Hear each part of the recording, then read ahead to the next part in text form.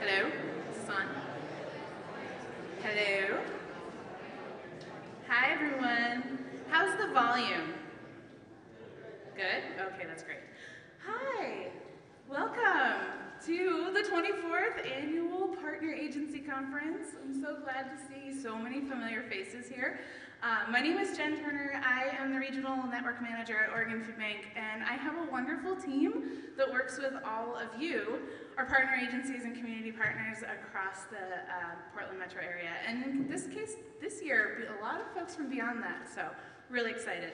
I know there's folks trickling in from the main session, and or from the main area there, and I just wanted to let everyone know right off the bat that this is the only time that we're going to be in this building. After we dismiss at the end of our morning session here, you'll be free of the walk from back and forth. So, cool.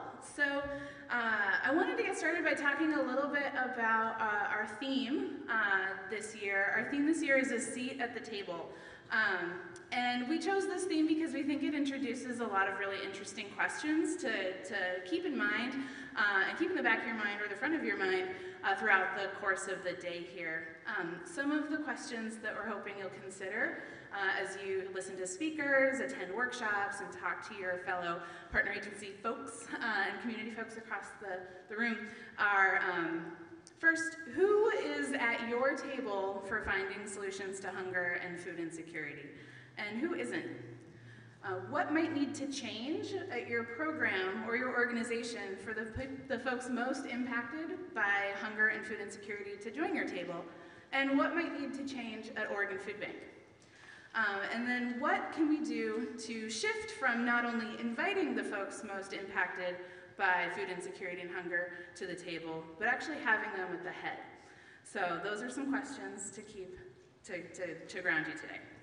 And before we really dig into our speakers and some really exciting announcements from the folks at OFB, I wanted to offer some acknowledgements and then also just do a little bit of housekeeping for the rest of the day. So the first thing is that I'd like to begin by acknowledging that that this conference is taking place on the ancestral and unceded territory of the Chinook people. Second, I'd like to acknowledge the hard work of the Partner Agency Planning Committee. If you were a person that participated in the Partner Agency Conference Planning Committee, stand up, gesticulate wildly. Who in the room helped bring this day together? And I'd like to, with that in mind, that was a lot of work. We got started in January, and many meetings, and wonderful conversations trying to bring this day together, and we're really excited to have you here to celebrate with us. But in particular, we'd like to offer thank you and acknowledgement to our wonderful conference coordinator, Heather Nichelle. Is Heather here?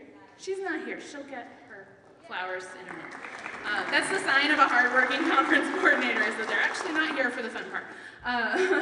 But we're really excited to have her doing that work for us. So you may have spoken to her many times over the course of the last couple weeks. And I also just want to take a moment to acknowledge that we have your representatives to the Oregon Food Bank Board of Directors in the room. That is Kevin Ryan from William Temple House. Thank you. And Mike Schiffer from Tualatin Schoolhouse. Thank you. So these two folks represent the Partner Agency Network to the Oregon Food Bank Board of Directors, and they are eager to speak with you if you have ideas, if you've noticed something going on in your community that you'd like to elevate to the Oregon Food Bank Board. So please find them today and introduce yourself if you haven't already, get to know them and talk to them about what's going on in your world. All right, housekeeping. I already said this is the first time, or the only time, you have to be in this big room here. So there's that, check. We want to make sure that folks feel welcome to use whatever bathroom you feel most safe and comfortable using, and so in the main building, you'll see some signs indicating information about those different bathrooms. And then if you're looking for a gender-neutral single-stall bathroom, there's one near room 108 that you'll see on the helpful map. We'd like to remind folks, unfortunately, that there's no food allowed in this room, so if you brought your potatoes in, please check them at the door, but you can have water. And then also wanted to remind folks to use the photo booth. We'd love to have photographic evidence of all of your good times today. So there's a photo booth kind of near the registration area. Please use it. There's a couple props, but the best prop of all is your happy face. And then there's also a beverage table in there with water, coffee, and other delicious things. And then we want to just remind folks to be sure to stick around for the closing session at 4 o'clock. We'll have some final remarks, we'll give out a couple gifts, and then we have a particularly appealing raffle array. So please do come back at 4 o'clock after the workshops and join us for that. All right, we are going to play around. I was told this works. Nope.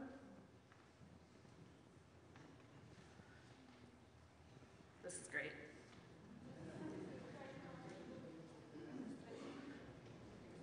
Oh, we're switching. All right, so we are, it's the year 2018. We are going to do a little fun technology to kind of get ourselves warmed up for interacting and engaging at this conference. But where is it? But we're working on it.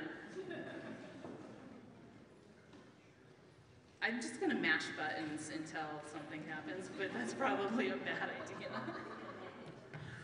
Just like.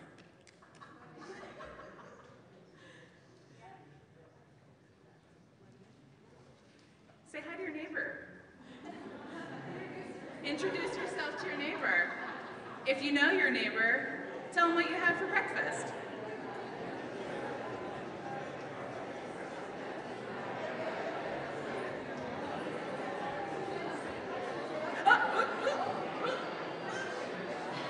That's not it.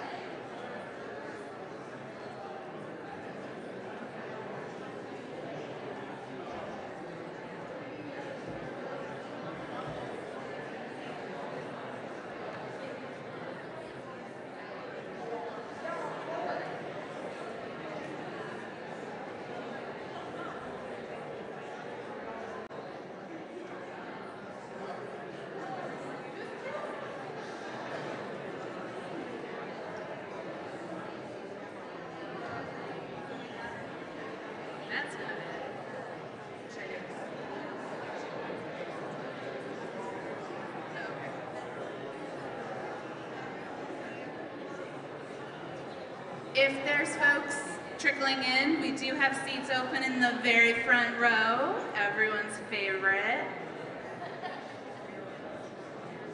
Oh yeah, I see a nice little vacant corner here. You don't even have to sit next to anyone if you don't want to. Lots of seats.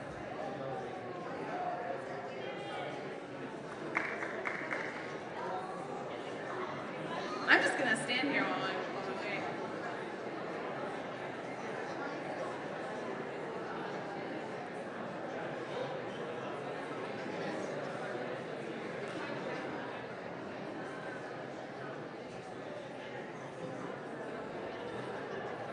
Now I'm sweating. This is what happens when I interact with technology.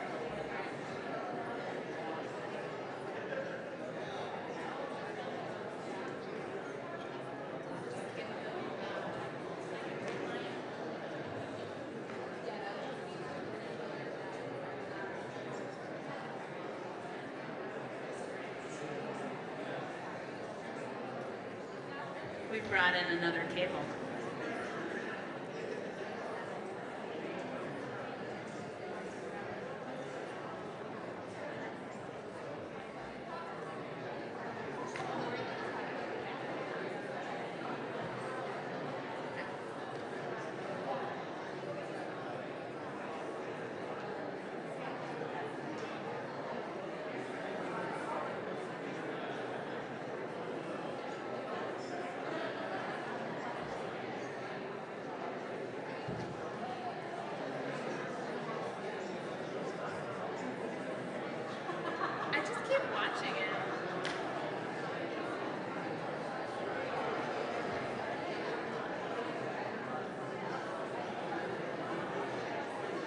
You all have been party to an elaborate piece of performance art. Just stick with it.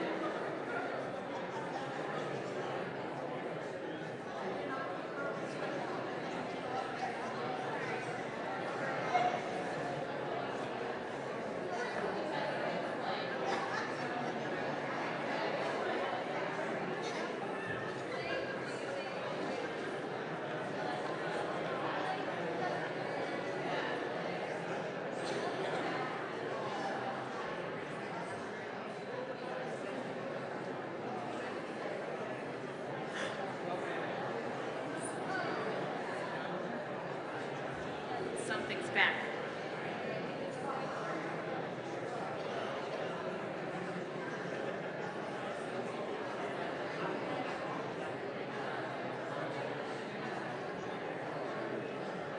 This looks stable. This screen looks stable. This is nice. I feel really good. All right, are we giving the technology a try? Okay.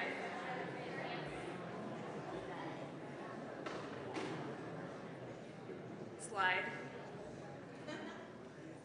It's not working. Clicker's not working.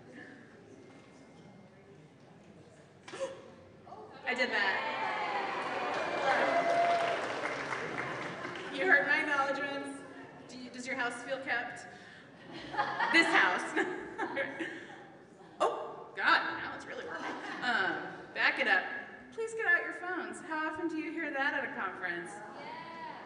We're going to try out a little piece of technology, although it feels like the story today is in 2018, even technology can mess with you.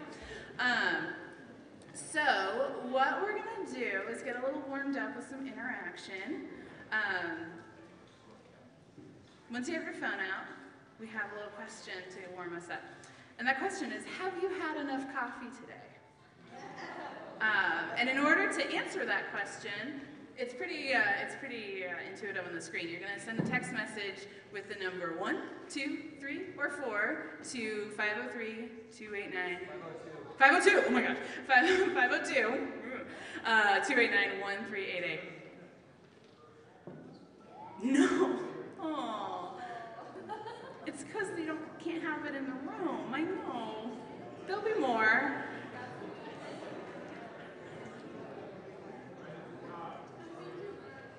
What I'm really impressed with is the don't need it and the no. Oh, the number's 502-289, it's across the top, 1388. Oh, it keeps getting bigger, the nope. Okay, so I want the folks that are saying nope and the folks that don't need it to talk this. Find someone that said nope and find someone that says don't need it at some point throughout the day and just kind of bridge that divide.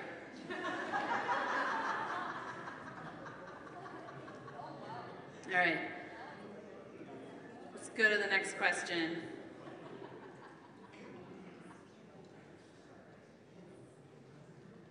Our next question, how many partner agency conferences have you attended? I think you have to hit start on that bad boy, yeah. Ta-da! Yes, including today. This is my first, less than 5, less than 10, and I've been to all of them, or more than 10. You can say I've been more than 10.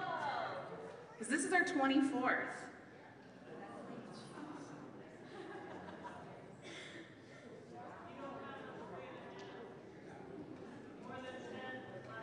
Let's interpret I've been to all as more than 10. If you've been to more than 10 partner agency conferences, take a minute, think through the years. This is so exciting. Over half the room, this is your first partner agency conference with Oregon Food Bank. That's great. And the other half of the room, this is not. So kind of like with that coffee situation, if you said, this is my first, try to find someone who's been here for more than 5, 10, all of them, and get to know them as well, because I think with both of those things, there's a ton of wisdom in the room, and that's just really exciting. So that was a warm-up, so now you kind of know the way that your phone works, so that we can we'll have some questions for you guys at the end of the day as well. All that just to get some answers to questions. Let's move back to our PowerPoint.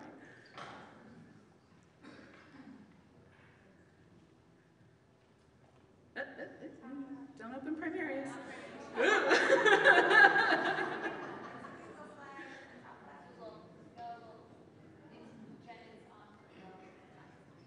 Chrome.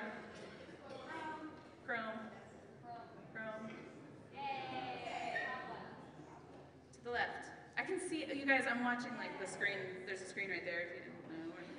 That's why I'm like staring vacantly. All right, great. Thanks, everyone. All right, so we have a captive audience, and you know what that means. We're going to give some updates. and before we hear from our wonderful speakers. So the very first update that I want to give you is to introduce you to a new person on our team. And that person is Johnny Shaver. We have a new role on the regional network team, and this is our client engagement developer. Also tech guru for driver for this morning session. So crane your necks up into the corner there. Was previously down on the stage. But good morning. Yay. So Johnny joins us with a really rich history in working with folks with marginalized experiences and doing community outreach and advocacy, and we're just really excited to have this role on our team. They are joining us. This role is going to help support Oregon Food Bank be more deeply engaged with the people we serve and improve the work that we do and the work that we collectively do, and make an investment in centering our work around that experience and that perspective. So if you have not yet met Johnny today, take a moment to introduce yourself to him and get to know him, because he'll be coming around and wants to get to know folks too. So, really excited. All right, next up, I'm gonna have Courtney join us. Nope, Amy join us to talk about partner education.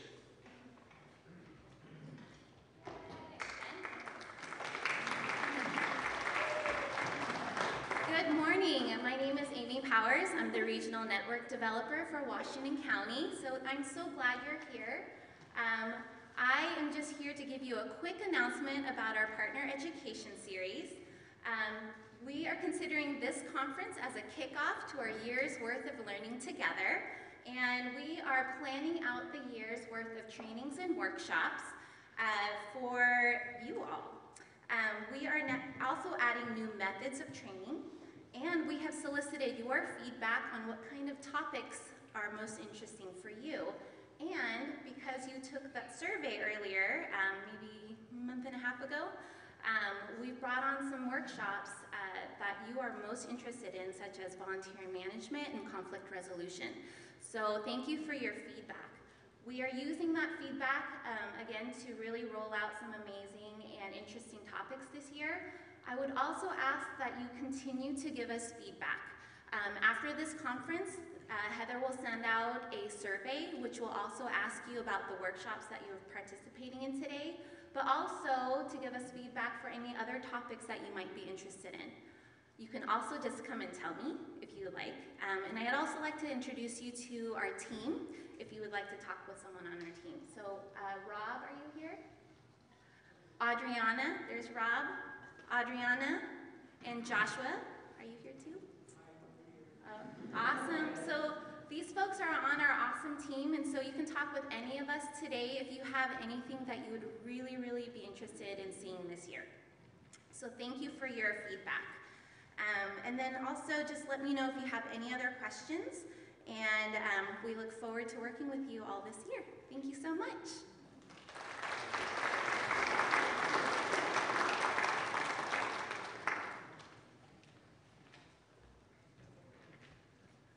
Switch slides for me. I'm Courtney. I'm the Regional Network Developer for Multnomah County, so I work with all of you that are in this county.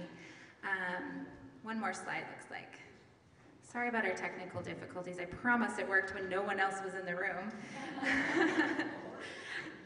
So if you'll think back about 3 years ago, we asked you, we started our Partner Alignment Initiative when we kicked off the cohort model. So that started 3 years ago, and it's been 2 years now that you're operating within your cohort 1, 2, 3, or 4. And in that time, we've actually accomplished a lot as a network and have seen a lot of growth and development because of that process. And just wanted to highlight a couple of our accomplishments. We've increased the pounds of food distributed through the network, especially produce, which has been a big push for us and will continue to be. We established our Partner Agency Council, which is our cohort 1 and 2 leadership team, and some of the topics that they have covered in the last couple of years are food sourcing and client preferences, which have actually helped lead us to make some decisions around the purchasing that we do. So we're taking the feedback and applying it towards that. We talked about client engagement. We did a big session on the immigration and the fears that came out last winter with the executive order. We always have a compliance component. We just recently did the trans-affirming spaces training and some LGBTQ work there. And aside from the council, we've had Link to Feed roll out in that time, and we have 73 agencies in our Tri-County area that are using that, which is fantastic. And we're looking for more, so stay tuned for more info about that.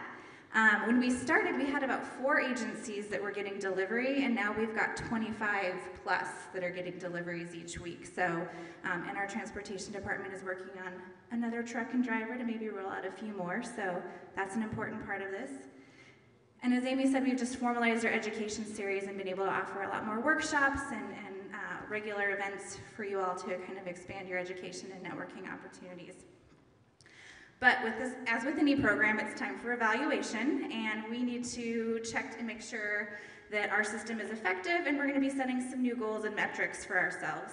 And so we're going to update our expectations and benefits of each cohort, which is designed to give all of our agencies some more measurable goals and outcomes to work towards to stay within your cohort placement or move up in cohort. So before it was a little nebulous, we said we want you to be moving more produce, we want you to be working on equity, and in the next coming year, we're going to give you some specific goals to work towards around those things. So we're going to do an evaluation through another self-assessment, but I promise it won't be as long as the last one. And then some of the metrics are things that we have data on and can measure at OFB. And some of these include what percentage of your total distribution that you give out is produce. So are you at 10% of your distribution is produce? Is 50%? So we're going to be setting some goals around there. We'll look at your agency scores and certain risk factors on your compliance visits. Are you client choice model? Do you let clients come in and choose their options? Do you use Link to Feed? If you don't, you should. And then some of the self-assessment questions are going to be similar to what you did before, for those of you that were here for that. What's your alignment with our equity work, your cultural responsiveness, how are you with client engagement, and just your participation in the different network activities like the education series, coming to the conference, any advocacy work that you may do. Next slide, please. So our process is coming up in October. We're going to announce the new expectation and benefits and give you a self-evaluation tool, and you'll have 3+ months to work on this. So end of January is when we're going to ask for it to come back to us so you can get through the busy holiday season, have a little breather if you don't want to jump on it right away. Have some time to think about things. We're going to review everything in spring, go over February through April, kind of our team will look at everything. And then May we'll make any announcements around changes. If people are moving up in cohort, if something changes, you'll have everything you need to know. And then our official changes are going to take effect on July 1st to start the new fiscal year. So we have some time to do this. And your R&Ds are going to be available throughout the whole time to answer questions. Some of us may be on maternity leave for part of that, but definitely people available to help out. And we'll do some office hours and some different sessions, but we want you guys to feel comfortable, and we're here to support you however we can. So stay tuned. Thanks.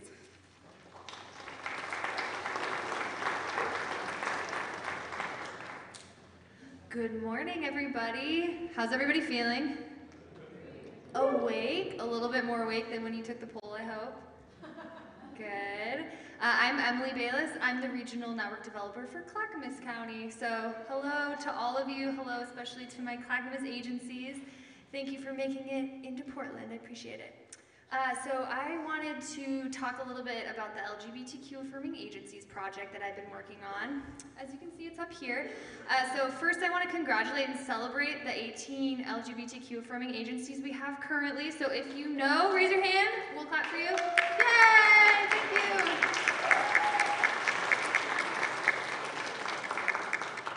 So this is a project that OFB has decided has been really important to work on. I've definitely invited some agencies to come in and work on it with us as well. And so we realized that, you know, being an organization that is focused on equity and serving all of our clients and communities with the most equitable approach, we needed to ensure that we were creating a project that focused on those communities that we weren't serving as well as we could. And so one of those is the LGBTQ community. And so we created an evaluation tool, and it's all self-voluntary. So if you're interested in becoming an LGBTQ affirming agency, you can talk to your R&D, and we'll be doing evaluations on a quarterly basis. And so once we have those evaluations, we'll be updating those lists of agencies, and you have a list in your bag today. So if you want to check out who's already affirming, who can I talk to about this process, you got a big list in there, and we'll keep that updated. And so what we're doing with that list is we're sending it out to LGBTQ organizations in the metro area so they can provide that as a resource for people who are coming to access their services, so they know that they can have a safe, welcoming place to go. So if you have any questions, you can contact your R&D. We'll put you on the list to get you evaluated. So we'll be in touch. Glad you're here today. Have fun. Thanks.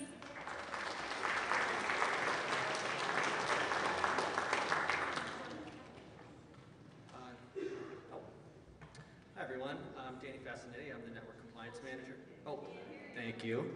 Hello everyone, I'm Danny Fascinetti. I'm the Network Compliance Manager, and I work with the compliance team that comes out and does all of your monitoring on sites.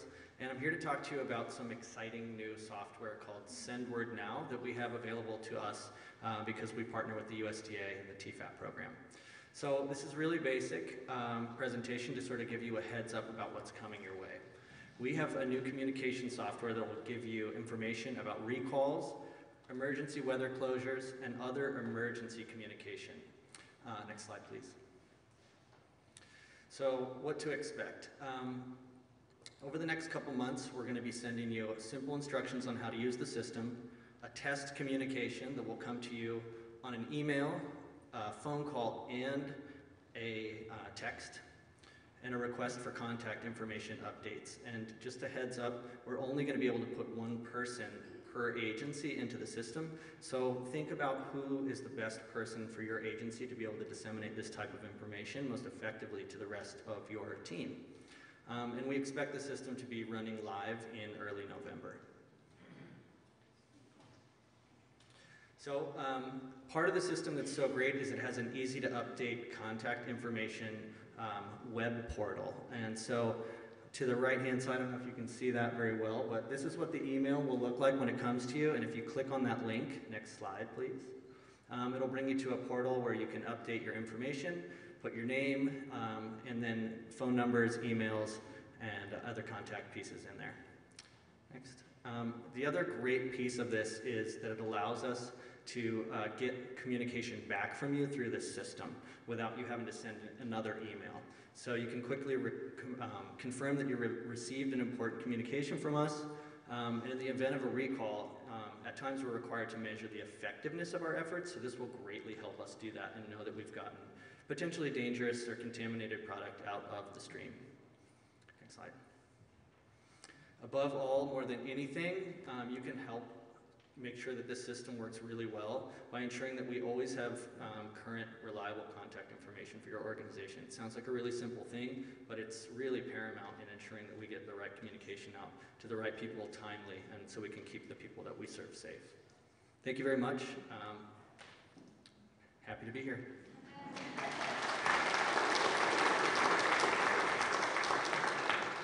All right, I'm back. We'll hit the next slide. We have milk coming, and we have lots of milk coming, and it's fluid refrigerated milk. It's not the shelf-stable boxes. So the USDA, because of some tariffs that have been happening, we have a lot of milk on the marketplace right now. So the USDA offered Oregon Food Bank statewide, not just these 3 counties, 56 truckloads of milk that can come in between October and March of this year, which is a lot of milk, yeah. So, you guys are gonna get a lot of milk, and we just wanna prepare you for that. So, at the Metro warehouse, so Clackamas and Multnomah counties, you're gonna see 10 to 15 pallets a week. That fluctuates throughout that time. At one point, I think there's 2 weeks where we're getting 25 pallets. West, you can expect about 4 to 6 pallets a week.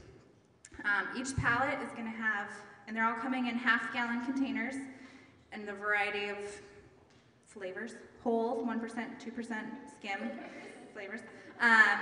We don't know which ones we can't decide, allocate that specifically, but one pallet is about 326 half gallons, so that's a lot of milk. So what we want you guys to be thinking about is storage, because it needs refrigeration. But the good thing is that from the day we receive it at Oregon Food Bank, it has 12 days of shelf life. It's not like the Fresh Alliance milk that's at or just past that best by date. So you have a lot of time to have this, but remember, it's going to keep coming in, so we want you to keep moving it out, and we want you to take some every time you come shop. Every day, maybe. So just keep that in mind as you're thinking about distribution. Give people 2, give people 3, give people as much as they want. Don't put a limit on milk, because there's no limit for us. We've got lots. So think about operating from abundance in terms of milk. And I'll say, there's other bonus product coming too, in terms of meat, like pork and chicken. So be ready for that too. Can you get slides? So how can you get this milk? The first thing I'll say is if you're not a TFAP agency, you get access to this milk, which is even more exciting. So you're going to be getting an email from us next week about how to become a non-emergency program, which is you just sign 2 forms, turn it into us, get a little sticker, and you're going to have access to that USDA product that you normally don't have access to. So watch your emails for that. Compliance had some information at the table today, and we'll keep it out. Probably there's a stack we'll keep at the registration desk if you didn't get that document, so you can read up on that. But it'll definitely be available at the docks. So shop the dock, come pick it up. It'll be in the coolers, take it back. It's not necessarily going to be on orders, because we just want to make it available to everybody and get it out as quickly as we can. Some sites, if you get delivery or have capacity, we'll be able to push pallets and potentially half pallets out to you. So if you're a larger organization that thinks you can store 326 half gallons of milk in your freezer, or your cooler, not freezer, we'll be reaching out to you for that. So just wanted to get you all thinking about milk. Stay tuned. There will be lots coming. So thank you.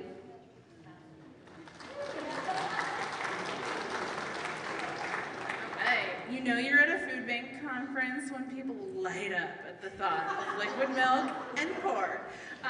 Yes, this is super exciting, so be on the lookout for communication about this bonus product. And it's also one of those, it's good while it lasts, so get it while you can. And I really appreciate Courtney pointing out the piece about operating with abundance as well. So next up, we are going to move to our illustrious speakers. Our first speaker is Susannah Morgan, CEO at Oregon Food Bank. Susannah has been the Chief Executive Officer at Oregon Food Bank since November of 2012. Prior to joining Oregon Food Bank, Susannah led the fight against hunger in Alaska for more than a decade as Executive Director of the Food Bank of Alaska.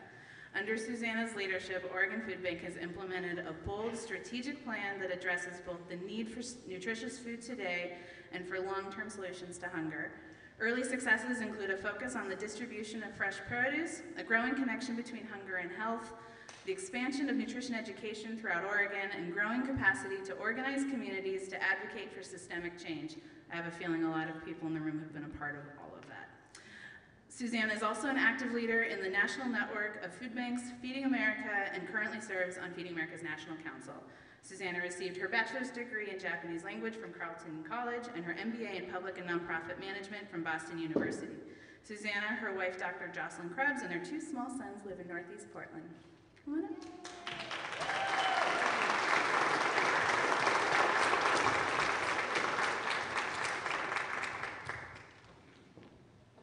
How can I follow the milk? So that was a nice formal introduction, but I was thinking about how to let you know who I really am, and there was a really nice incident this morning.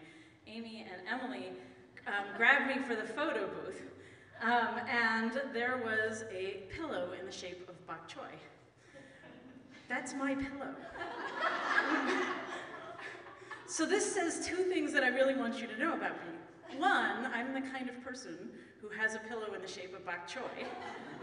And 2, my colleagues feel perfectly comfortable borrowing that pillow without asking me for a partner agency conference. It's a marvelous thing. So I'm so delighted to be here with you all today. If you can't see over in the corners, please feel free to come down and join us. I know we have Multnomah, Clackamas, and Washington County agencies, and I happen to know Tillamook's in the room because I see Levi. Hi, Levi. Yay, Tillamook's in the room. Have we got anybody else from any other counties around Oregon in the room? Who's here? Just shout out where you're from. Marion County. And Polk. Marion and Polk counties. Anyone else? Any other counties in the room today? Clark County. Woohoo! Anyone else? No? Okay. Glad to be with you today. September, as I really hope you know, unless you've been under a rock, is Hunger Action Month. That's what these things are about. And yesterday was Hunger Action Day. Across the country, we try and make a big media splash to elevate the public awareness of the fight against hunger. And I gave a big televised speech. And I want to share that same speech with you today. Is that okay with you? Good, because I didn't prepare another one. So I want to start by sharing some really exciting news. This is my 22nd year in food banking, and over the decades, I've seen hunger climb and stabilize and climb again. And the trend has always been for hunger to get worse. But I'm delighted to announce that for the first time in my career, hunger is decreasing. Yes! Woo-hoo! It's not a lot. And I fundamentally believe that if one person is hungry, that's one person too many, but the curve is bending down. For this precious moment in time, we are winning the fight against hunger. Let's have another huzzah!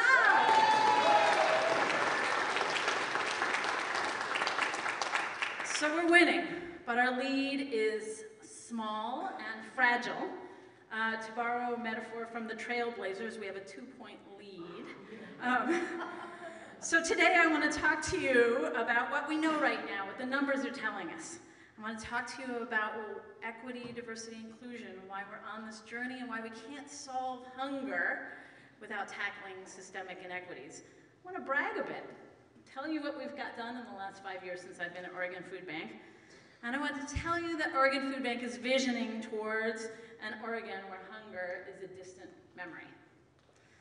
So we probably all know this, but to make sure we're all on the same page, let's start with a definition. Hunger means worrying about having enough nutritious food, struggling to afford nutritious food, eating less food than your body needs. Food insecurity means the same thing, it's just a government weasel word for hunger. And you'll hear that that comes up in the literature a lot. So earlier this month, USDA released its annual report on household food insecurity. And it was this report that confirmed that hunger is decreasing. Here's the number. The number of Oregonians who are food insecure has decreased from 14.6% to 12.9%. That's a statistically significant decrease. And I can give you all the methodological details around this if you want to have more coffee at some point. But it still means that about 13% of Oregonians are facing hunger, and that is just too darn high. The other uncomfortable truth with this inside this good news is that we still haven't reached pre-recession levels of hunger in Oregon. So we're still higher than we were in 2007.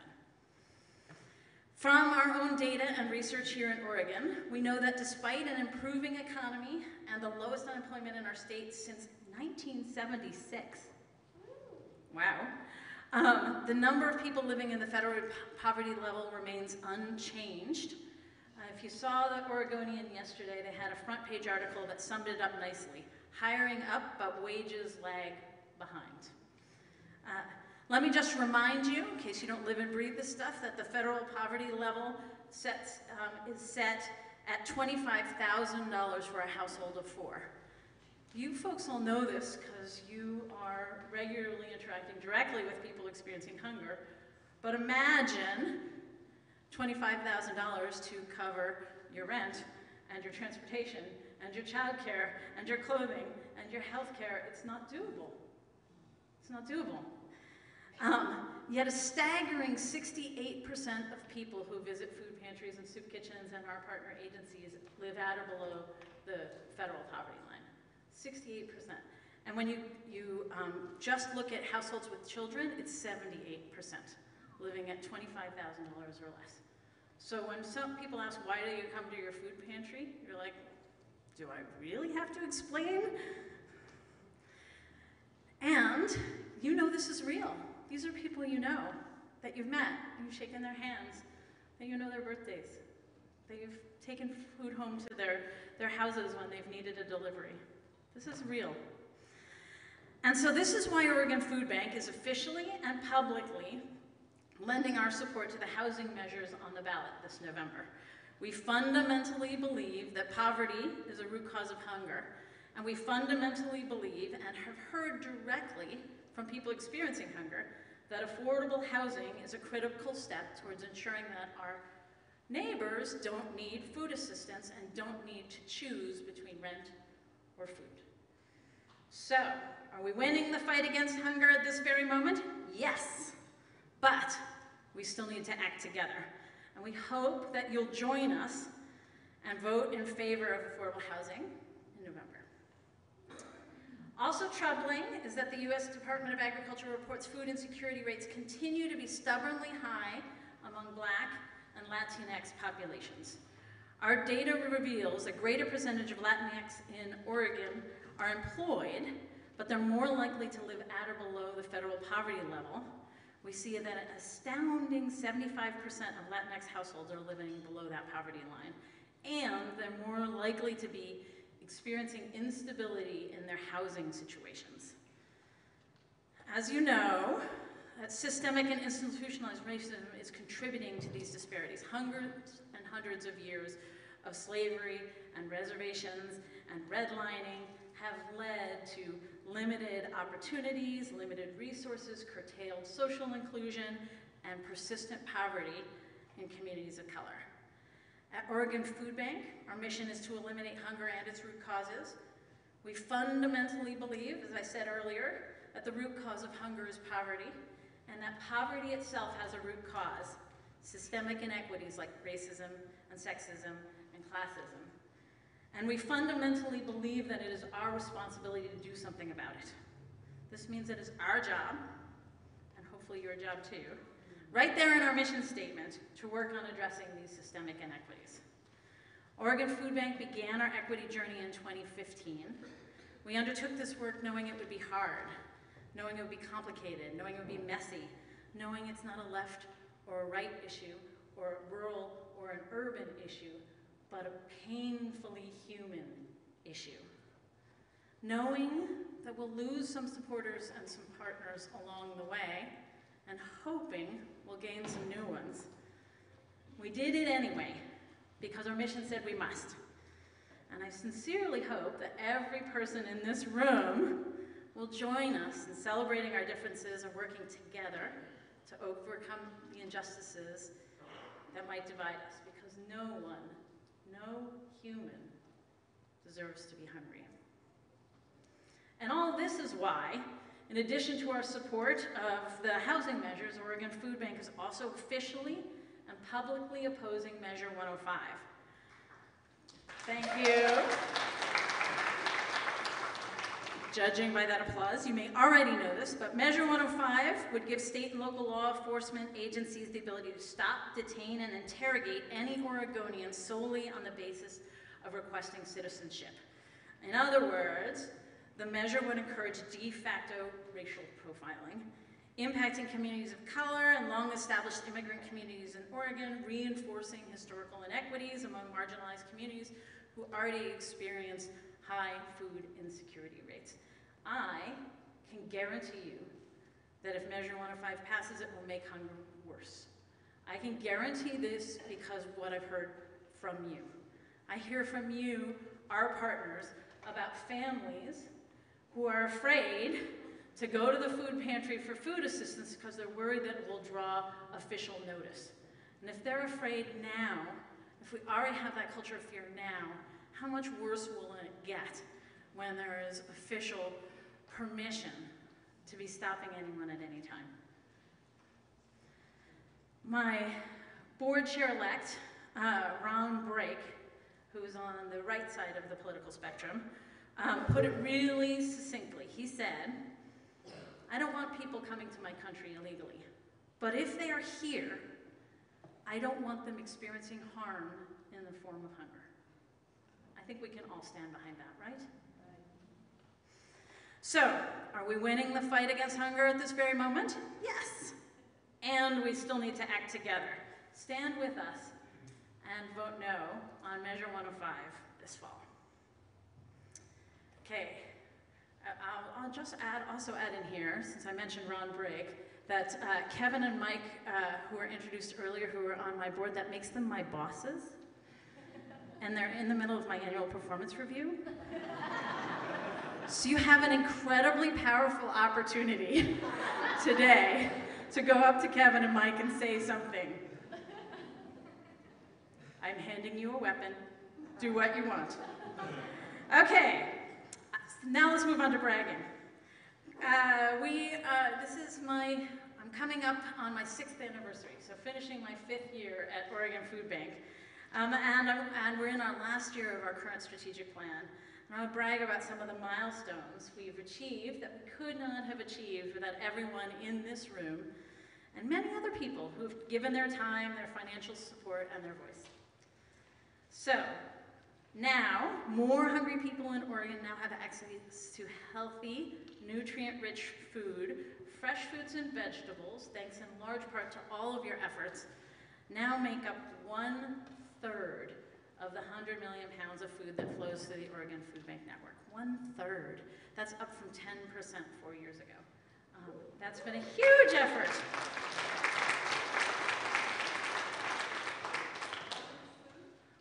$100 million of food flows through the Oregon Food Bank Network. That's a year. So that is Oregon Food Bank, 21 regional food banks, 1,200 food pantries, soup kitchens, senior centers, after-school programs, domestic violence shelters. It is a big network. We, collectively we, are meeting people where they already gather and providing that fresh produce and pantry staples across cultures. Last spring, we surveyed 6,000 people accessing food assistance across 10 regional food banks across Oregon. And they told us the top 5 things they really want to receive when they go to a food pantry. I bet you can guess these, but I'm going to tell you anyway. Meat is number 1. Dairy is number 2. Fresh fruit and vegetables, number 3. Eggs, number 4. And pantry staples like oil, rice, flour is number 5. So this is what we heard directly from people experiencing hunger and accessing our food assistance. And then I had the opportunity to go out and spend a morning at the Ortiz Center Free Food Market in Northeast Portland. And this was April-ish. The group of folks there that day was incredibly diverse. White, brown, black, young as, was tiny, might have been weeks old, spoke to a gentleman who was 90 years old. I heard English, Chinese, Spanish, Korean, Swahili. I trotted out good morning in as many languages as I have stuffed in my brain. And I got a wonderful surprise smile from an elderly Russian lady who said, "Dobro utro" to me. So happy that someone made an effort to try and communicate. That was about the limit of my Russian. Every single person in that line across all of those cultures and languages was delighted to receive Oregon-grown potatoes. This is something we have in common. At Oregon Food Bank, we're reaching into and collaborating with communities who are disproportionately affected by hunger, communities of color, communities living and working in food deserts, communities of immigrants. One example of this work is our Community Ambassadors program for our Gardening on a Budget program, the Seed to Supper. Who's familiar with Seed to Supper in the room? Okay, team, we got some work. We at Oregon Food Bank have come to realize that recent immigrants to the United States often have mad gardening skills because they grew their own food in their countries of origin, right? They only need a little help to grow food for their families here. They need to understand Portland growing conditions, they need some seeds and starts, they need some community support and resources. At Oregon Food Bank, we have the curriculum and the resources, but language and culture are still a barrier. So my amazing colleagues and our education team recruited 3 people from specific communities, from the Democratic Republic of Congo, from Ethiopia, and from Russia. And these 3 folks were trained in running the Seed to Supper program, and then they're taking that program, translating it into their own language and own culture, and providing that programming in their own communities. That is equity in action at Oregon Food Bank. And another thing to brag about is that more people than ever are being screened for food insecurity by their healthcare provider and offered resources to fight hunger at that point of care. Oregon Food Bank is now partnering with 350 clinics and healthcare systems across the state, screening hundreds of thousands of Oregonians for hunger every year. And through this program, some extra cool opportunities have arisen. For instance, we connected with the Veterans Health System in Oregon, hoping to offer food insecurity screenings for homeless veterans. Seems kind of obvious, right? Homeless veterans probably are hungry. Well, hold on to your seats, because this might shock you, but the VA is actually a massive bureaucracy. And we got stuck. We couldn't get that program going, and we got stuck for months and months and months. And then one day, bam, the entire VA system decided this was a mighty fine idea. And now homeless veterans are being screened for food insecurity in Veterans Administration systems throughout the country. Right? How's that for Oregon leading the way? We also want to lift up the persistence of my colleagues who don't give up in the face of bureaucracy. Another brag is that we're reaching people experiencing hunger across the state, because folks in tiny rural towns don't deserve to be hungry either. One of our big recent efforts has been the Columbia Gorge Regional Food Bank in the Dalles, serving Wasco, Hood River, and Sherman counties. Our outstanding manager in the Dalles, Sharon Thornberry, identified the need for a pantry in Rufus. Who knows where Rufus is? I do, because I looked up on a map, but it's located just before the county line at the base of the John Day Dam, and it's more than 20 miles away from its nearest grocery store. Sharon partnered with the local city council and the Baptist church, and I'm proud to announce that the pantry in Rufus opened this summer, literally one day after wildfires went through Rufus, right? Thank you. And that pantry is now serving as many people as the pantries in the Dalles. Thank you. This is just some of the work that our community is undertaking together. Isn't it amazing what we managed to accomplish together? Let's have another round of applause. I'm so impressed.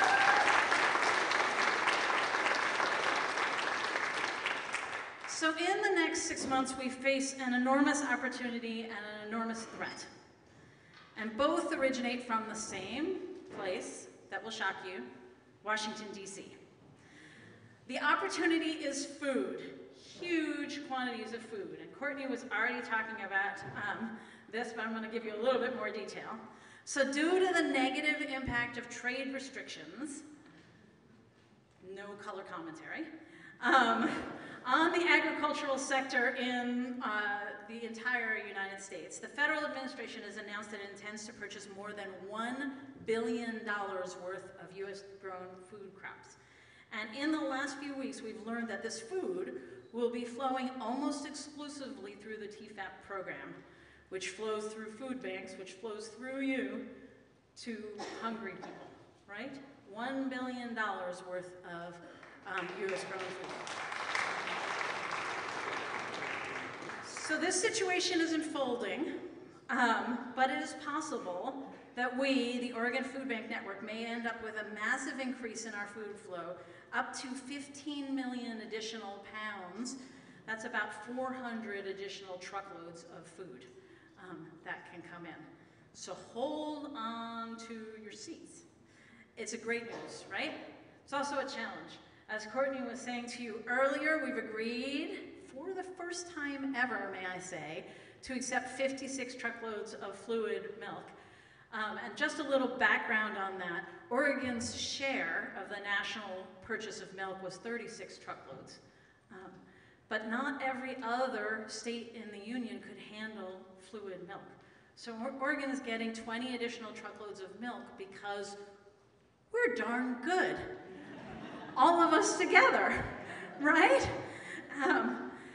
We're also getting this milk because we have an attitude of people experiencing hunger said they wanted meat first and dairy second. So dairy is incredibly important to the people we serve. Here's a whole lot of dairy. It's really hard to handle. It's seriously fresh. We're going to find a way. Because we as a network, we're going to find a way, people. That's who we are. So I love it that we were able to do this because we trust you to be with us on this journey and to hold the people experiencing hunger at the center and to say, yes, I will figure out a way to handle that milk. And apples, a lot more apples, and frozen pork, and maybe some canned pork, and a whole bunch of other things. That this is still unfolding what it is that we're going to get, and our team will keep you apprised. So we're winning the fight against hunger right now, and this extra food will help us keep that lead. And then there's our biggest threat, also coming out of DC. As many of you are aware, Congress is working on the Farm Bill right now and discussing potential cuts to SNAP, also known as food stamps. I think I'm preaching to the choir on this. It's a little ironic phrase in this space. But SNAP is the single most important weapon against hunger. It is. Through SNAP, 625,000 Oregonians get money each month on a debit card, on the Oregon Trail card, that can only be spent on groceries. SNAP brings nearly $1 billion of grocery purchasing power into our state, our rural grocery stores, and into the homes of our neighbors experiencing hunger. SNAP, the data shows, helps those who need it most. Of the adults who are on SNAP, the vast majority are working or looking for work. Others accessing SNAP are elderly or have a disability, and a shocking 44% of people on SNAP are children. We know for 30 years that SNAP actually lifts people above the poverty line, those people out of poverty. And SNAP is under attack. Late last year, Congress passed a tax overhaul that sparked conversation about entitlement programs like SNAP. The Farm Bill conversations include options that could reduce benefits, which is government talk for cutting the amount of money that families receive for groceries. Congress is also considering options to restrict eligibility, which is government talk for cutting some people off the program entirely, right? So both cutting benefits and cutting eligibility are still on the table for SNAP. And this is all happening now, and I mean literally now. The conference committee is working in DC, well, maybe not literally now. I don't know if they're in the meeting right now, but it's happening in these weeks. And the Farm Bill expires at the end of this month. We find it incredibly ironic that Congress is talking about cutting the most important anti-hunger legislation in the middle of Hunger Action Month. So we, your team at Oregon Food Bank, remain engaged and diligent in our advocacy efforts to protect SNAP, and we will not stand for anything that tries to chip away benefits or eligibility for Oregonians who need this. And we know that our congressional delegation stands with us. At the end of August, we had a landmark visit from both Senator Merkley and Senator Wyden on the same day at the same time. Both reaffirmed their commitment to stand up to protect SNAP. Representative Bonamici has also held a press event at OFB West to protect SNAP. So, are we winning the fight against hunger at this moment in time? Yes. And we need to act together. Stand with us and take some time today to send a note to our congressional delegation and just say, thank you for supporting SNAP, for protecting SNAP. Please keep standing up to protect SNAP. We need for them to hear that this is a super high priority, because they will not just then vote, but they will try and influence their colleagues if they're hearing from us regularly, often, loudly. There is nothing more important that we can collectively do, even more important than the milk, that is to protect SNAP. So please do just take that moment today. And if you need that contact information, any Oregon Food Bank staff member can find it for you. And you can also use Google. It's not that hard. So here we are. We're winning the fight against hunger at this moment, but our lead is tiny and fragile. We're making good progress on fresh food. We're collaborating with communities of color, but there's a long way to go before we can confidently proclaim that Oregon is hunger-free. But we're gonna get there. Oregon is closer than any other state in the country to making this vision a reality. Why? Because the infrastructure of food assistance has been built in the form of a tremendous and, to my knowledge, nationally unique network of 21 regional food banks and 1,200 food pantries and partner agencies. We're seeing this in the milk, right? We're so strong that we're stronger than other states. This is an incredible foundation on which we can build. We are going to end hunger in Oregon because there's a 35-year history of collaboration and working together and thinking broadly across the rural-urban divide, across political boundaries, because we know that hunger doesn't know or care about those distinctions.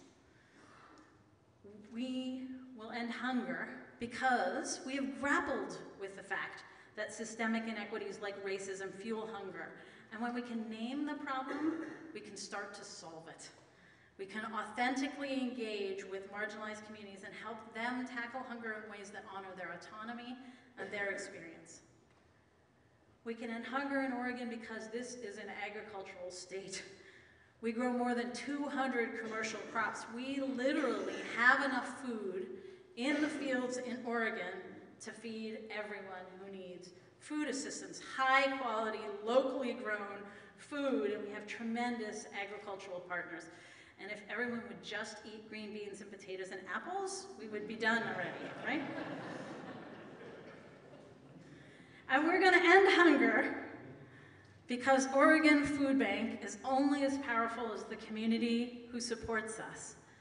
And our community is powerful beyond measure. Hundreds of thousands of Oregonians volunteer at a food pantry or at a food bank, make a financial donation, contribute food, or advocate with us for change. We are winning the fight against hunger. We'll keep winning if, 1, we don't have a recession in the next 12 months. Can somebody do something about that? 2, if nothing horrible happens to the federal safety net and SNAP, and we can all do something about that. And 3, if our community stands together against hunger and poverty and racism. And by our community, I mean you, and you, and you, and me. Fighting hunger is the work of each and every one of us. By joining us here today, you're supporting our neighbors in need and you're lifting up our community. By joining us here today, you are doing something good and right. And I honor you, and I thank you.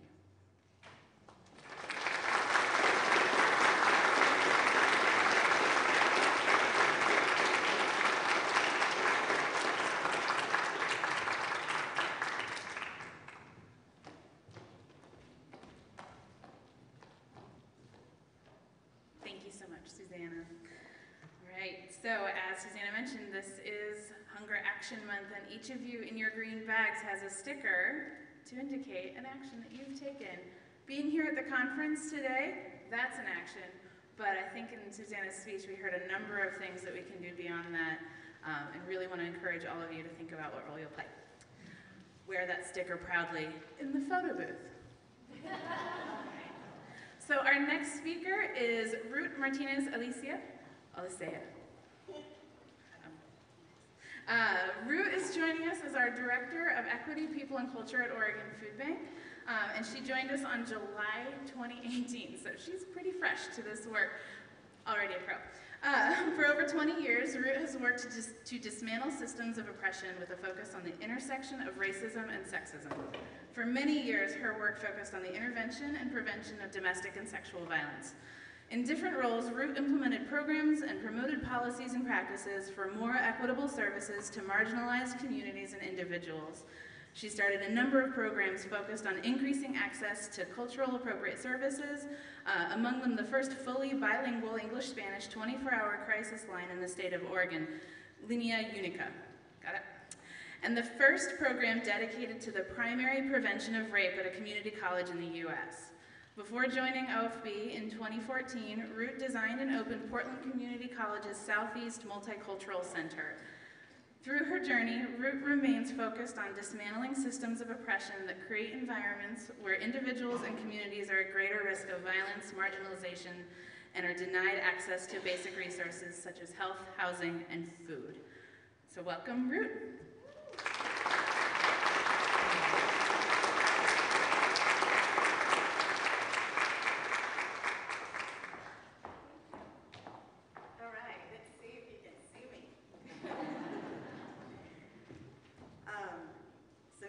I did a keynote speaker at Reed College, and I couldn't do it. I had to do it next to the podium. It was like this. I'm like, let's talk about equity. Oh well, all right. But this works. So before I say much, I want to talk about milk. I have a recipe with sour milk. So talk to me about that. Yes, just in case, not that it'll happen. All right.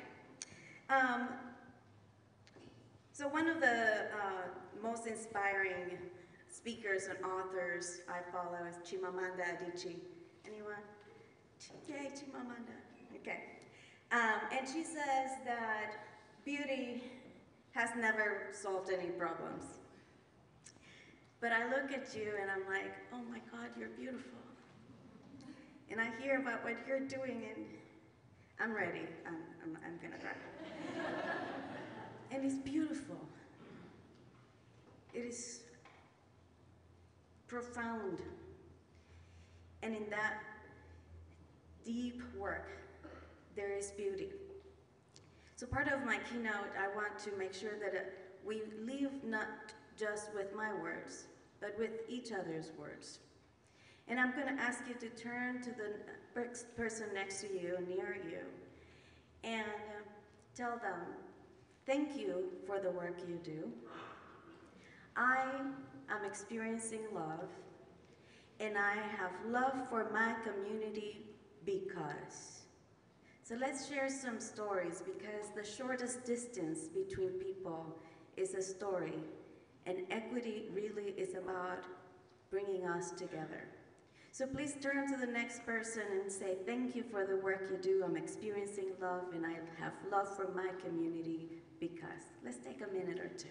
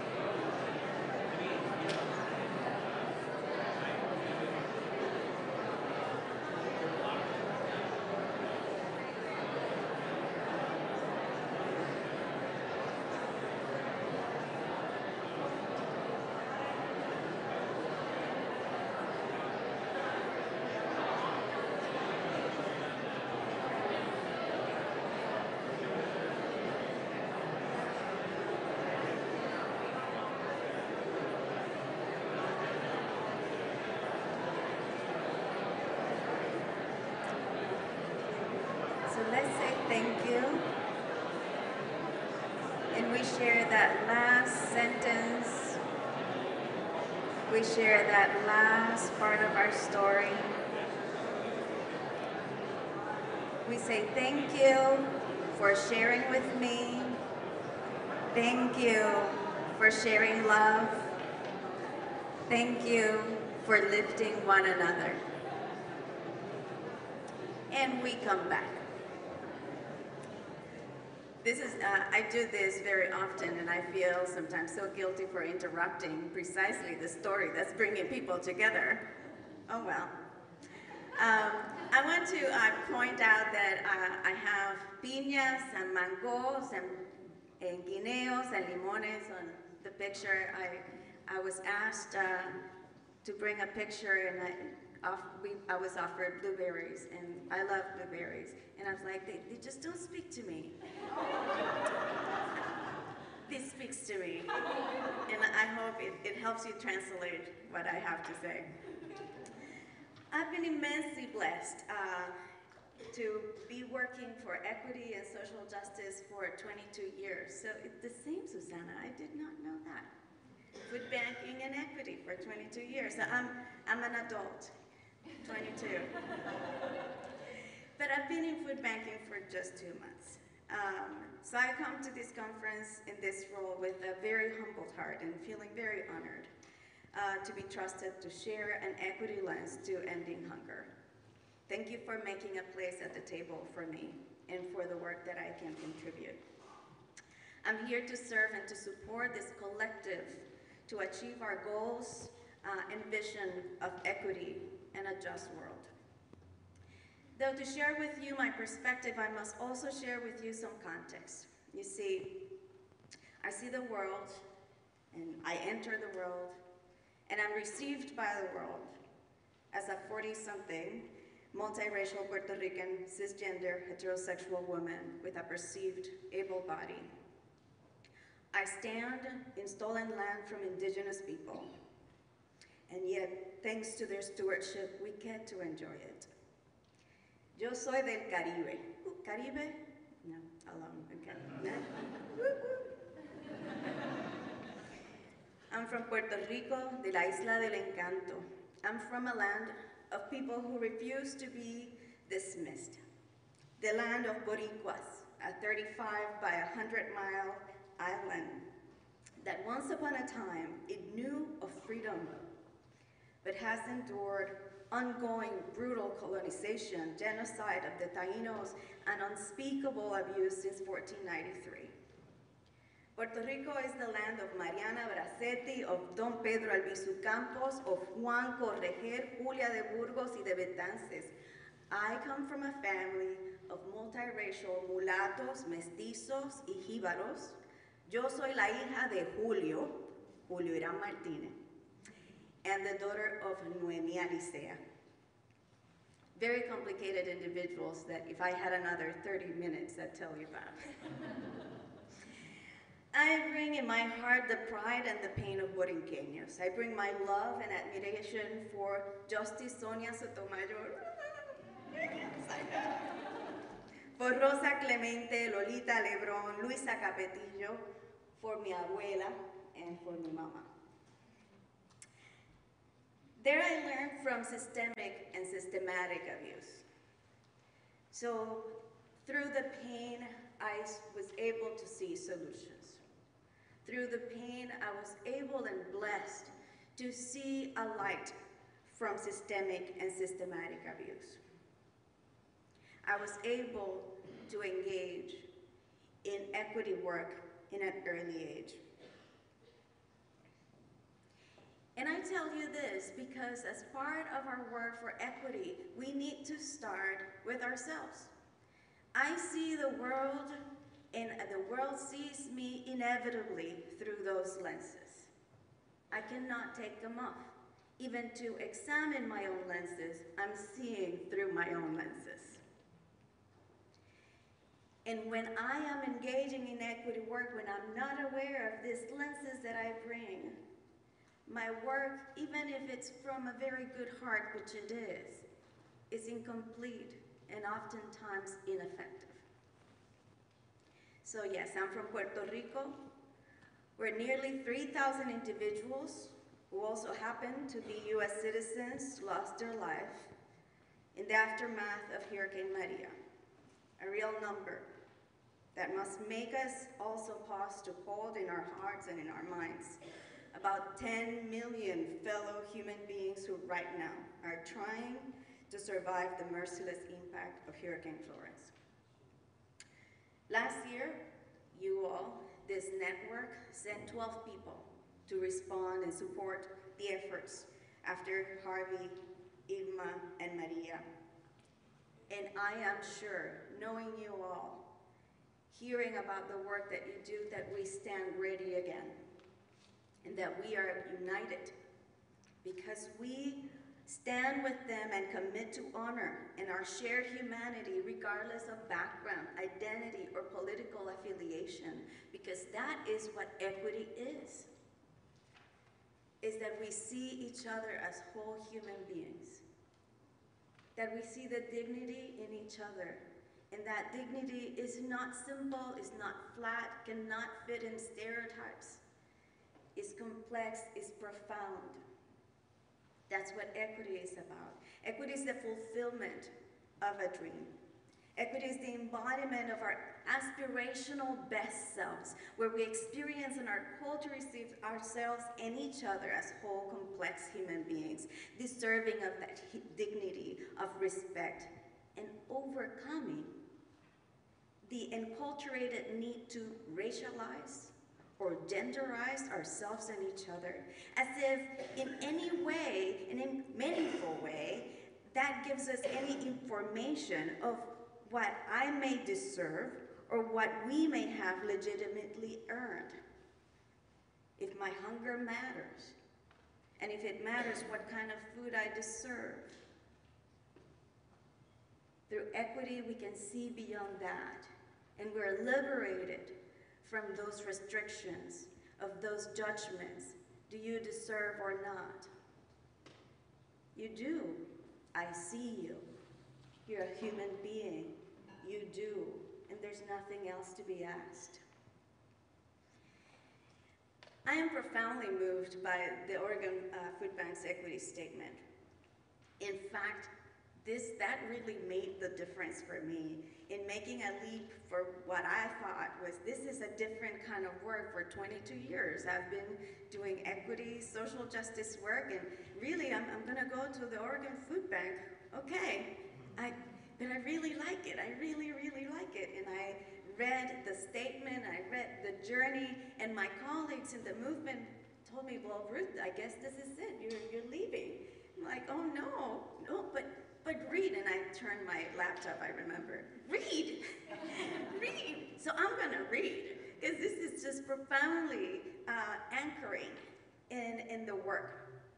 At the Oregon Food Bank, we hold people experiencing hunger and food insecurity in Oregon and Southwest Washington at the center of our actions and decisions. We envision a community where each person can participate, prosper, and have access to food that is both nourishing and in keeping with their culture. We recognize that systemic injustices exist. That's radical. It shouldn't, but it is. Such as racism, classism, and sexism, and that this create and perpetuate conditions that sustain poverty and hunger. That's root causes. Understanding this, we commit to serve marginalized communities in both urban and rural environments in ways that value who they are and their lived experiences. We resolve to listen. Again, radical. It shouldn't be, but it is. And to listen, and there is somewhere here, to and include these communities in our work, and to respond where bias and inequities appear. We will confront oppression and poverty by developing solutions to hunger that are community-driven, not us-driven. Community-driven, honor and diversity of needs, and value everyone. Our food programs and public policy efforts aim to build a society where everyone can thrive, celebrating our differences and working together to overcome injustices that might divide us. because no one should be hungry. No one, not no one if. No one, no human being, not one. Equity means to intentionally, do this on purpose, to identify different inputs, different things. It's intentionally to treat each person differently. That is kind of counter to dominant culture discourse, right? We are being taught what is good, what is fair, is to treat each other the same. And equity is teaching us, no. No, equity is to treat each person and each problem uniquely different so that the outcome, the output, is then the same. I'm sure that many of you have seen the image of the three people trying to watch the baseball game. I love that for many reasons, but particularly because I'm so short. And I am like, yeah, I'm that person. I'm that last person that definitely one box won't do. Just won't do. I will still, if you treat me the same, I will still not be able to see the game. But aside from selfish reasons, although this is still selfish, I have a 5-year-old, and at the last Thanksgiving dinner, we had a table for the kiddos, and the table. I felt like he was so far away from me.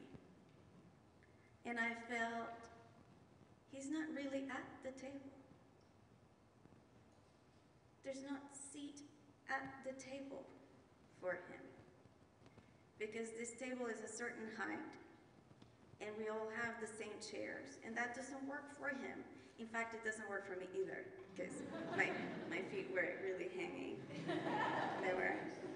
It was quite uncomfortable, but hey, I'm adult, so I'm in the big people table. So, equity then means if we are saying that we have a seat at the table, we have to think about the chairs, and the plates, and the silverware. And do we have silverware or chopsticks? Do we even need a table?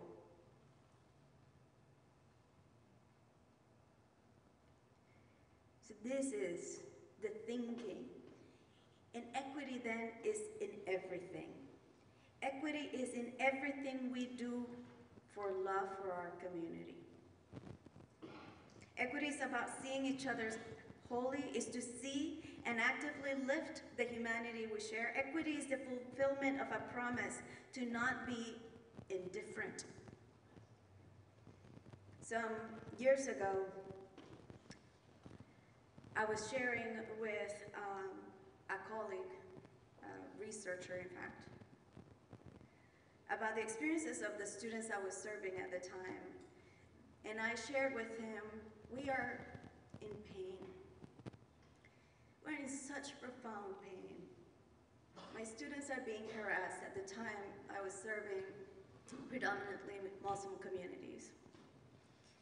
And I shared with him the painful stories of harassment. And we both were evidently sharing in that moment that pain. And then he told me, that's why I just don't watch the news anymore. I felt a disconnect that increased my pain exponentially. And I thought, I cannot turn the TV off. And even if I did, the pain is still real for me and this community that I'm so close with. I thought we were sharing pain, but you are actually telling me how great it is to be able to be indifferent to my pain. In my face. It's true. He had the prerogative and the privilege to tune it out. And I'm like, that sounds awesome. But I believe that he was giving in and giving up his best self. And part of equity is to not give in to the temptation to not be our best self, or to be anything less than our best selves. Equity is uncomfortable. It's a love that is uncomfortable. When I was in college, just a few years ago, my little brother, Carlos, he was in junior high. And I knew that he was thinking about sex, that things were gonna start happening, and that no one was gonna talk to him about sex, because, you know, we shared parents. I knew. At age 13, my father gave me a book about sex that was titled, "You're Almost 11."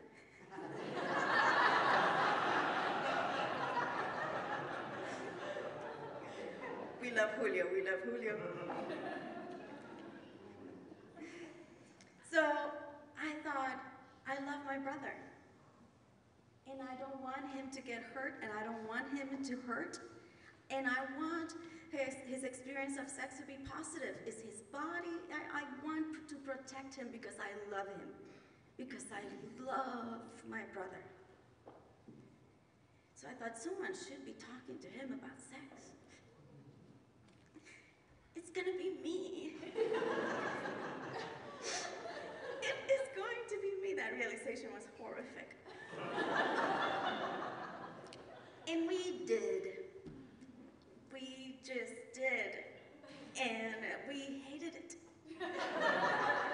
He looked at me like, why? Can you stop talking? And I really was like, why am I still talking? And I, over and over, because I love you.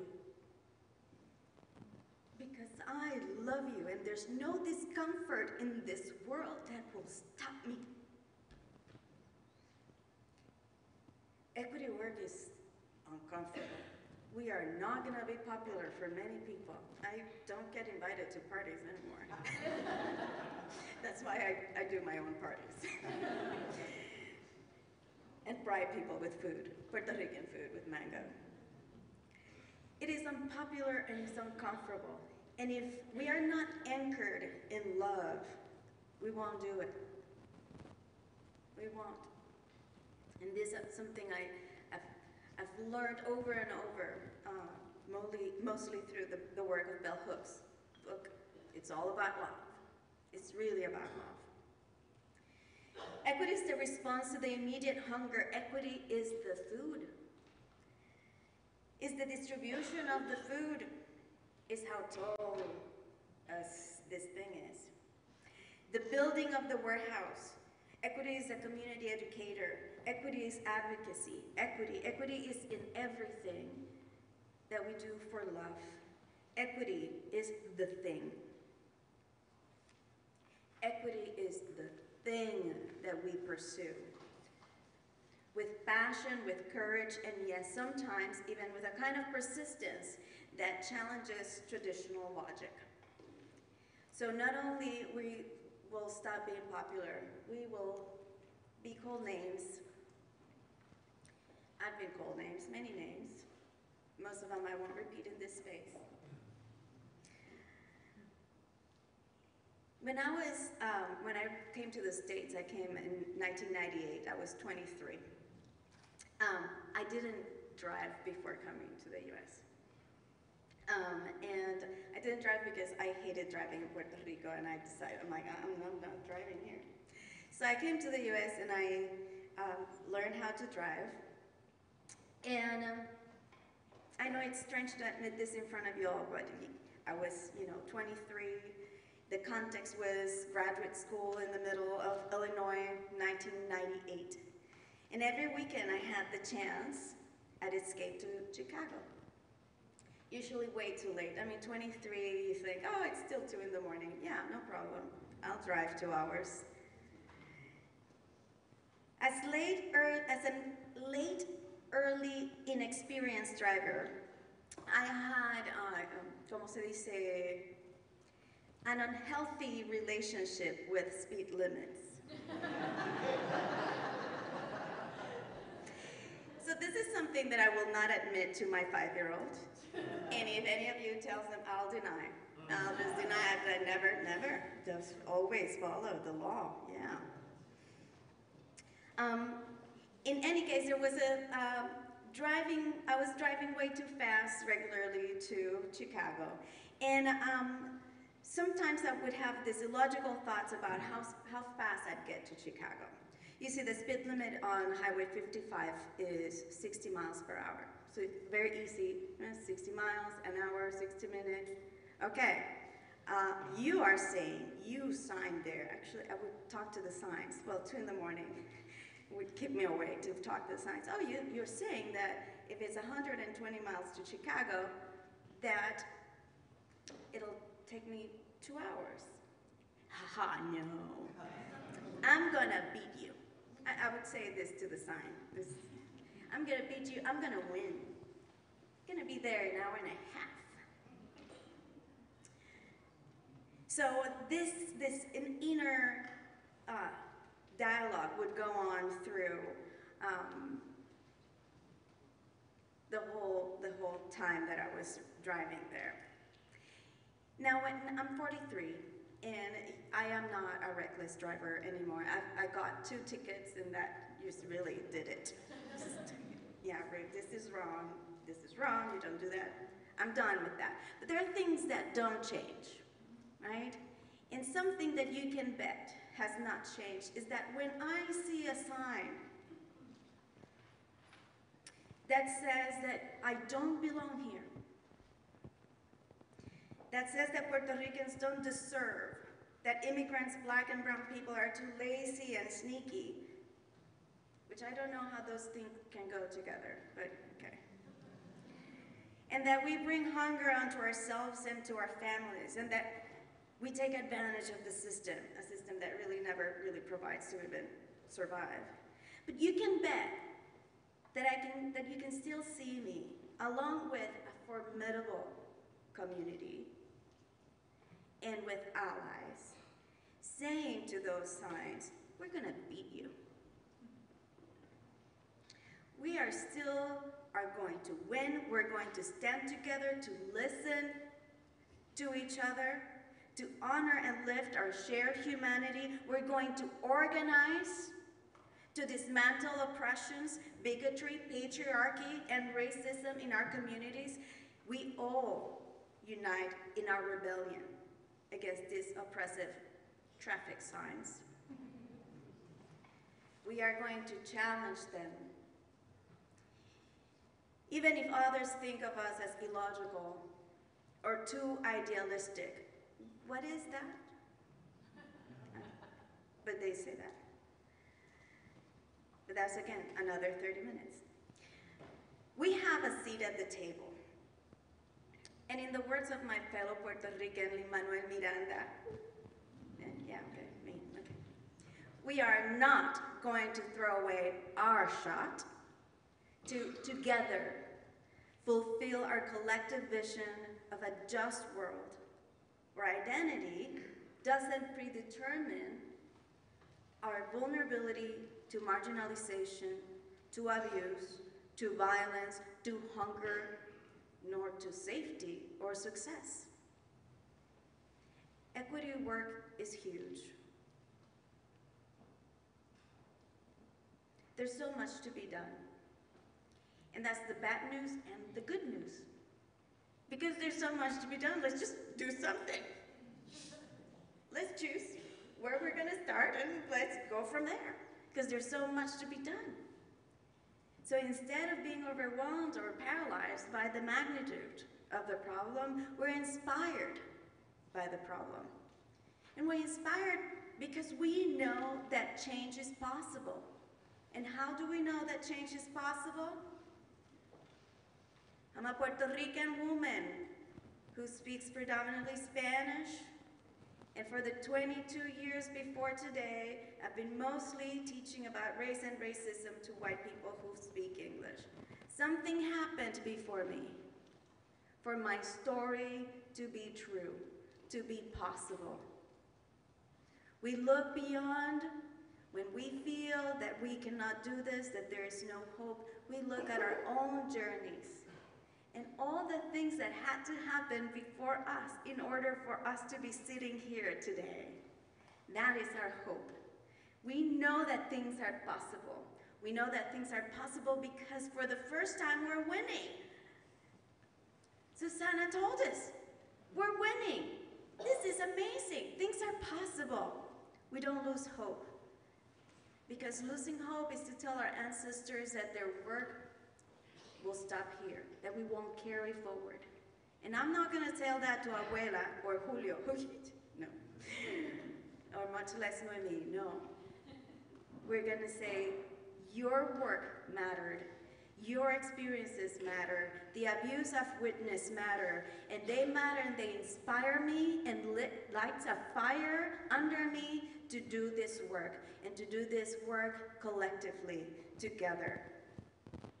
Thank you for having me at the table. Thank you. That was my 30 minutes. Am I good or not?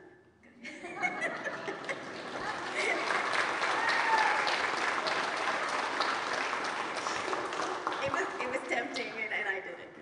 Thank you for having me at the table. Thank you for the feast that you've already prepared. Let's together continue this work until hunger stops. Thank you, everyone.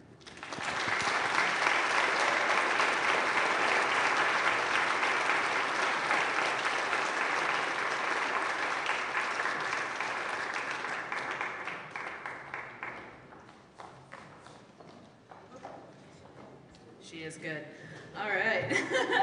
Hopefully you all heard something in this morning's session that you can anchor to today. Maybe it's love, maybe it's our equity journey, maybe it's milk, maybe it's a vehement no vote on Measure 105. We're really excited for the remainder of our session. The next thing we're going to do, and we have until 11 o'clock to transition to that, is on your name tag there's a room listed. That's your room assignment for our 10-year visioning session. So you'll get more information there. It's super important. We're really excited to have this conversation with you all. You'll be part of a big grand process that's leading the direction for Oregon Food Bank for the years to come. And so please take a moment to head back to the main area, get yourself that coffee you know you need, and then get to the room that's listed on your name tag by 11 o'clock. Thank you, everyone. What? Take your stuff, we're not coming back. Take your stuff.